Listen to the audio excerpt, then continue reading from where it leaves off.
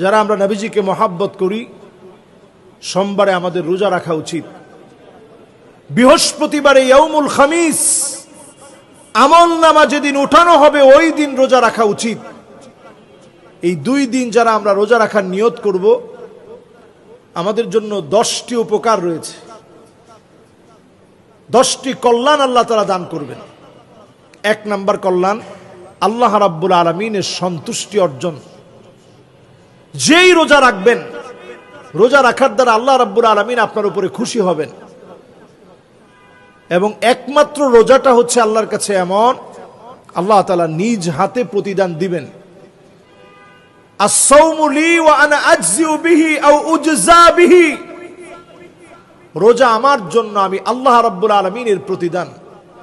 1 number রোজা থেকে উপকার।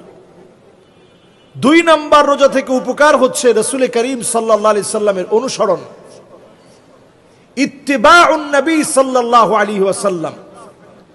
শুধু আপনি নামে নবীজিকে ভালোবাসেন এটা বলার চেয়ে সোমবারে বৃহস্পতিবারে কষ্ট করে একটু রোজা রাখেন। নবী করিম সাল্লাল্লাহু আলাইহি সাল্লাম রোজা রেখেছেন।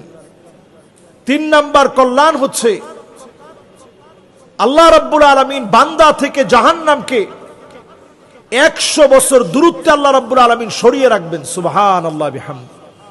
100 বছর বান্দা থেকে জাহান্নামকে আল্লাহ রাব্বুল আলামিন দূরে সরায় রাখবেন।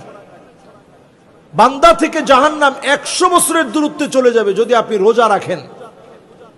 নফল রোজার মধ্য দিয়ে সওয়াব আমরা অর্জন করতে পারি।